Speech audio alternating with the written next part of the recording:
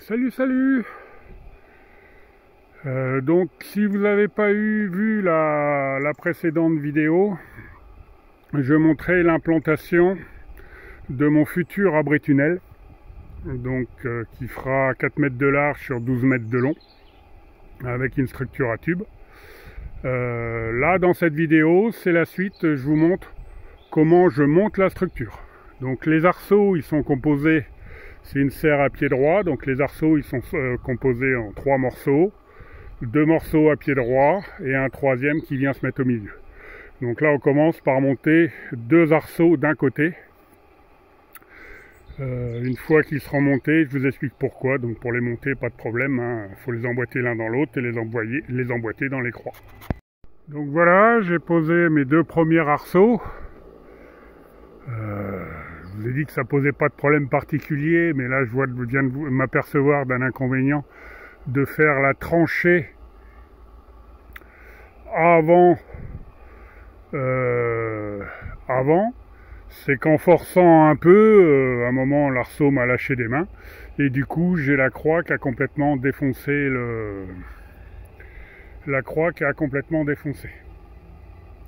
Donc c'est pas grave, j'ai mis une sangle, après un pare-pain s'il y a besoin en diagonale, si jamais la sangle me gêne.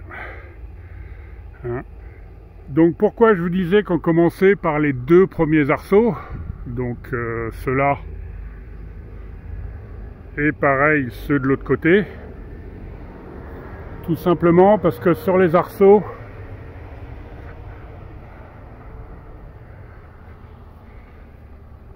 les premiers arceaux, on a une barre de renfort là, de manière à faire un contreventement de la serre, donc qui est prise dans le pied de piquet ici, dans le pied de cet arceau là, et qui vient reprendre sur celui-là. Ça permet en plus d'avoir un bon équerrage de la façade, ce qui permet d'éviter ce que vous avez sur cette serre, c'est-à-dire que j'ai un pignon qui est complètement rentrant. Donc là, les renforts, ils sont fixés au pied là-bas, et après, il faut le fixer ici. Donc c'est une bague comme ça, avec un écrou, je ne me rappelle plus comment il s'appelle, ces boulons, un boulon Japi qui tient dans le carré, donc ça nous évite d'avoir besoin de plusieurs clés. On met toujours les écrous à l'intérieur, de manière à ce qu'il y ait le moins de choses possible à l'extérieur qui puisse potentiellement abîmer la bâche. Donc du coup une seule clé suffit. Donc on le positionne légèrement. En parlant de clés, les clés à œillet comme ça à cliquer sont parfaits pour ça. Donc là je mets le niveau, je m'aperçois que je suis légèrement déversant. Donc dans ces cas-là il faut que je remonte.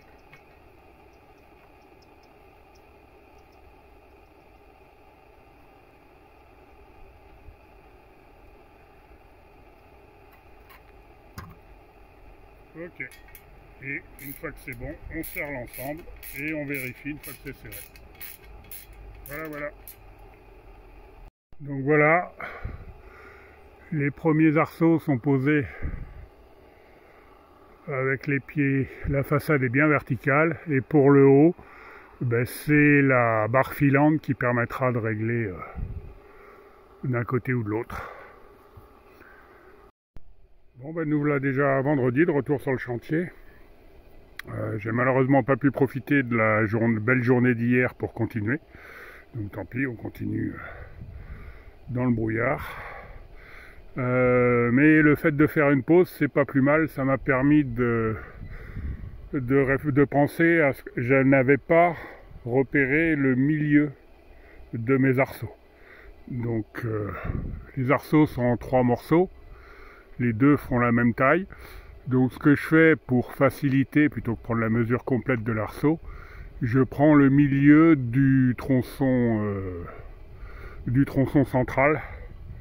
Donc pour ça j'ai une règle avec les repères de chaque côté sur chaque pointe, le repère au milieu entre les ronds-points, entre les 2 points, et l'équerre, et comme ça me permet de tracer un premier trait qui tient comme il peut au feutre, parce que c'est bien humide, sur l'arceau. Donc je vais faire ça, j'ai fini de poser mes arceaux, de les repérer. Il est temps de passer aux barres filantes. Donc la première que je vais poser, c'est celle-là. La barre filante, elle est prise en pince ici avec un collier. Et après, c'est des systèmes de colliers comme ça, de double collier, avec un petit 32 et un de... ça doit être du 40, je crois. C'est deux sections de tubes différents. Donc pour essayer caisse à droite, j'ai également fait des repères par rapport à l'armature. C'est purement arbitraire. Je suis parti de cette jonction là et j'ai tiré au mètre jusqu'à 80 ici. Et ça sur tous les poteaux. Comme ça me permettra d'être aligné par rapport à l'armature. Et je vais voir ce que ça donne avant de serrer. Allez, je pose ça. Et après on voit si on peut les fixer. La première barre filante est en place. On s'aperçoit que elle est tout sauf droite, parce que les arceaux sont pas alignés. Mais ça on le réglera plus tard. L'essentiel c'est, tout à l'heure j'avais dit une petite bêtise d'ailleurs. Donc là ma marque est bien à 80, parce que c'est un collier simple. Par contre là ma marque est à 78, donc un peu plus haut parce que la barre est dessous. Donc moi ce que je vérifie c'est surtout que en longueur je suis bon, les barres sont bien jointives.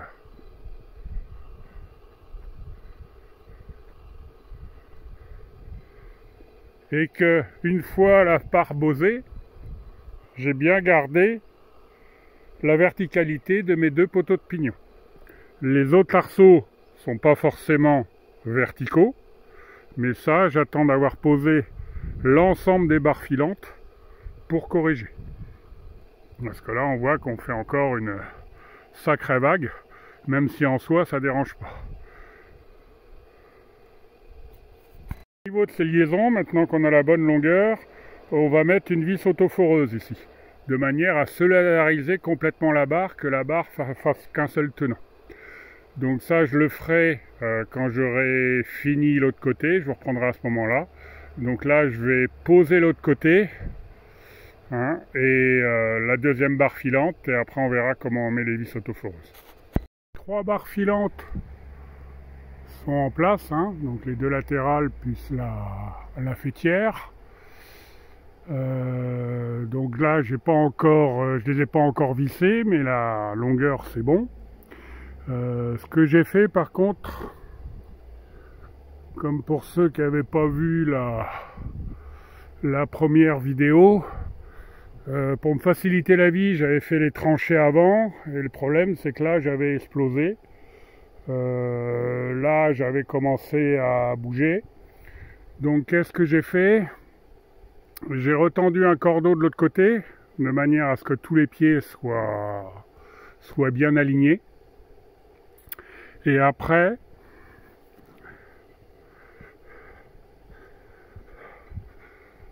avec la règle, en ayant deux marques,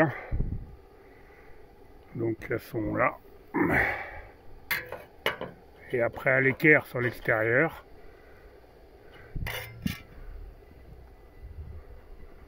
pareil de l'autre côté. J'ai déplacé tous mes pieds qui étaient côté de la tranchée de manière pareille à ce que j'ai bien un espace que j'ai bien la même longueur, la même largeur partout sur les pieds. Donc pour les pieds qui avec la force des barres avaient tendance à sortir vers la tranchée, j'ai fait quoi? J'ai remis un piquet en amont avec une ficelle de manière à les ramener. Pareil ici. Et là, j'ai pas réussi parce que quand j'ai planté mes piquets, la terre repartait encore. Donc j'ai laissé la sangle. Par contre, en face, j'ai mis un piquet de manière à ce que la sangle ramène que ce côté-là. Donc là, comme mes barres maintenant sont bien jointives, qu'est-ce qu'il faut que je fasse sur toutes les barres des côtés? C'est que je les fixe donc avec une vis autoforeuse. Donc là, j'en ai fait qu'une, hein, faut que je continue tout le long. Une fois que j'aurai fait ça, je desserrerai les fixations de manière à, sur chaque poteau, les remettre bien, les pieds droits, les remettre bien verticales. Une fois qu'ils seront verticales de chaque côté, j'irai en haut, pareil, pour m'assurer que je suis bien à la verticale. Je vous montre pourquoi.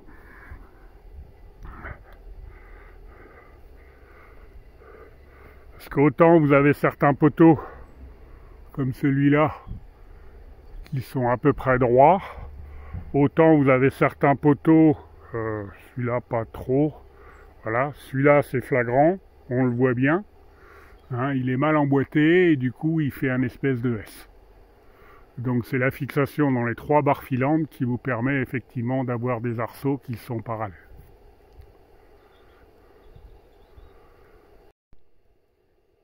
Donc pour assembler les barres filantes, c'est des petites vis autofoureuses comme ça. Comme les tubes sont assez épais, il faut mieux percer avant.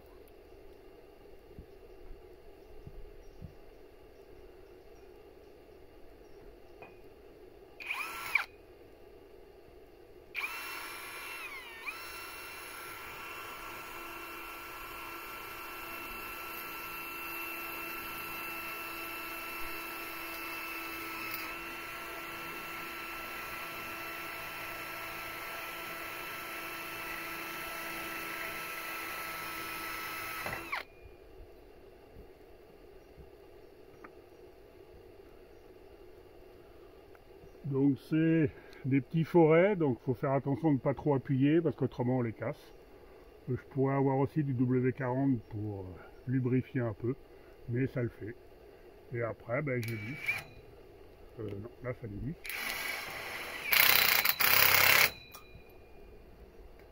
Voilà, ainsi de suite. Donc j'en ai 1, 2, 3, 4, 5. J'en ai 10 à faire comme ça.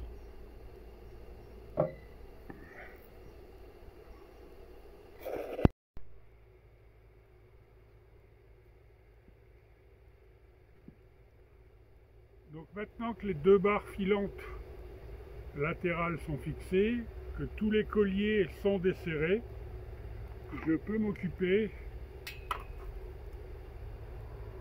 de vérifier l'horizontalité de mes poteaux.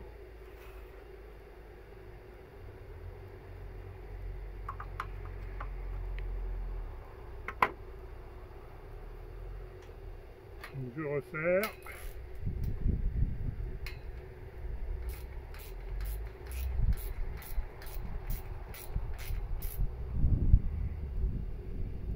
Et les bagues, il faut bien qu'elles plaquent sur le tube. Donc pour ça, un petit coup de marteau sur la bague.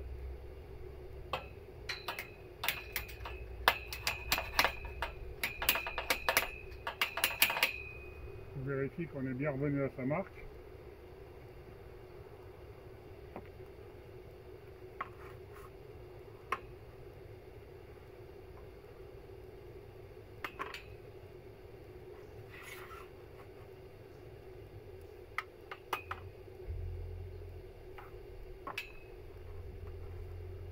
Ça n'est pas revenu. Hop. Petit coup de marteau. Encore.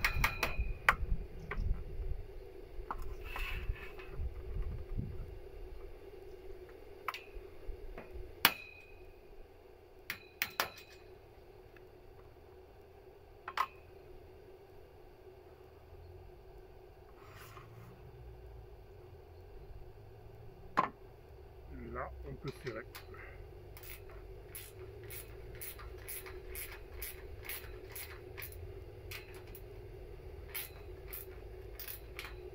Et ainsi de suite pour les 10 poteaux, qui ne sont pas les poteaux de rive.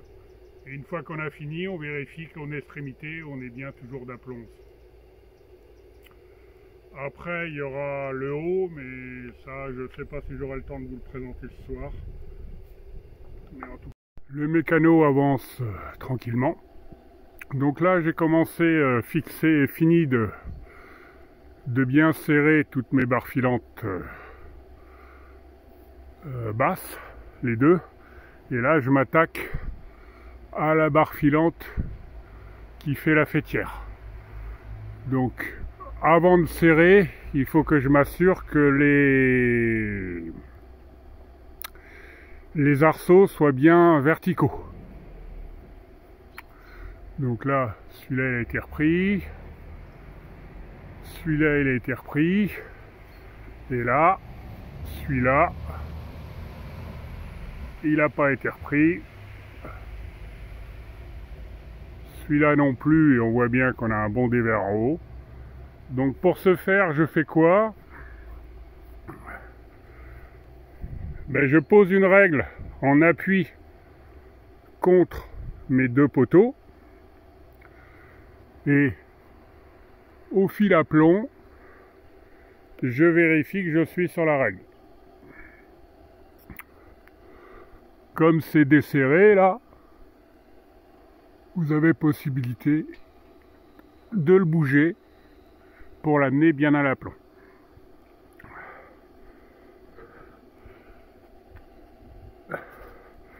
La bâche, une fois posée, elle n'est pas sur les phares bilantes, elle est sur ce qu'on appelle des fils deltane, que l'on va poser après. Hein, et ces fils deltane, vous en avez en faîtière. Il ne faut pas que celui qui est en faîtière, il tombe sur les fixations des barres, tant qu'à faire. Donc pour ce faire, j'ai repéré, toujours au fil à plomb, la verticale au milieu de mon arceau sur ce pignon-là et sur l'autre. Et ce que je vais faire, c'est que je vais tirer un cordeau. Comme ça, en même temps que je resserre, ça me permettra d'aligner les brides de fixation sur le cordeau. Bon, ça y est, tous les tubes sont fixés en place. La dernière chose qui restera à faire, comme j'ai bougé mes pieds, ça sera de vérifier effectivement l'alignement des croix au sol, hein. Donc la planéité des barres filantes, des entretoises qui sont en bas. Mais ça, je le ferai ce soir au laser, ce sera plus simple. Là, la seule chose qui me reste à faire, c'est de finir de serrer tous les boulons. Parce que là, il faut, oui, il faut 2 cm apparents minimum, hein, de filetage apparent. Donc on s'aperçoit qu'il y a encore un sacré serrage à faire. Donc c'est simple, là, si on y va méthodiquement, le montage de la structure, il faut surtout partir d'une bonne implantation. Et autrement, c'est un gros mécano, et après, niveau fil à plomb et mètre pour le reste. Donc je vais couper cette deuxième partie là pour la simple et bonne raison que j'arrive presque à 20 minutes. Hein, donc ça sert à rien de faire des vidéos trop longues. Et je vous retrouve pour une troisième partie qui va concerner la pose des pignons. Donc déjà de la structure en tube, hein, qui maintiendra les portes doubles. Et la pose des fils deltane aussi. Et uniquement après, on pourra voir effectivement la pose de la bâche quand tout ça sera fait.